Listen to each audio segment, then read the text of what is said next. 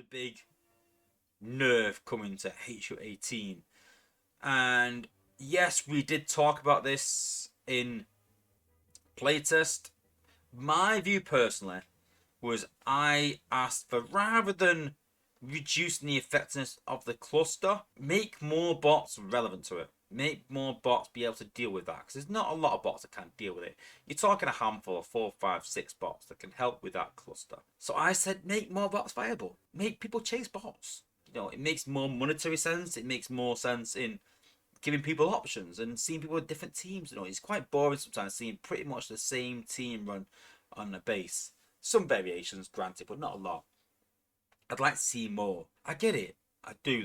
Again, I want to go back to my old comments of that I've said that there was too much focus on it, and that's fine. They want to go away from that, but they kept Micronus still. But what they've done is they've stopped the stacking of Micronus and the healing build bots, so Micronus will always take effect over anything else. I don't think it's killed the healing cluster, because Micronus still works. I think it's just killed the build bots. I think we'll see a lot and a lot and a lot less of healing build bots, and the current meta is healing build bots around the MDS, anti-healing cores on the build bots, generally FFD, with a lot of focus on anti-healing build bots. And just to give you an emphasis on my base, I've got one there, I've got one there, I've got one there, and I've got one there, and one FFD.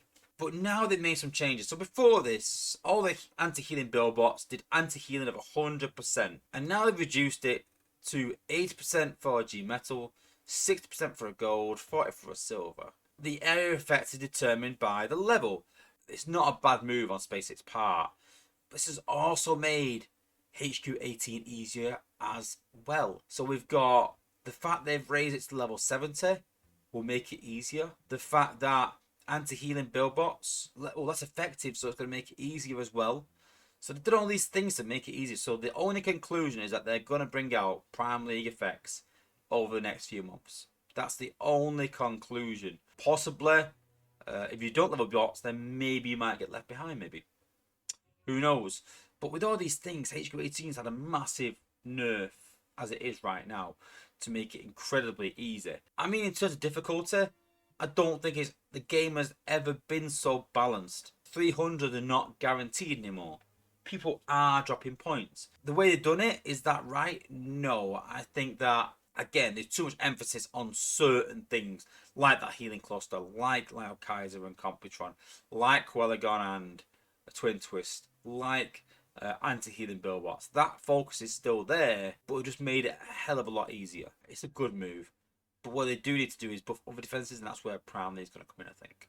So I think if you're in Cybertron and below, it's a very good move to help lower players. But the question is, you know, is it a helping hand to help people, or is it, again, just a bit of bait and switch? Positive change or not? Let me know in the chat. Is it a positive change, reducing the healing and reducing the effects and effects of the anti-heal cores, making them less effective? Is that a good thing? Have they got the players' needs, wants, whatever in mind? Yeah, it's disappointing though to level certain cores, and to get people to get annoyed by that. If you level certain cores and then SpaceX go, but that is less effective right now. Whatever it is, I'm not a fan of nerfs. I'm a fan of counters. And for me, I would rather have had more bots counter anti-healing, more bots that can kill a build bot, than nerfing the current state.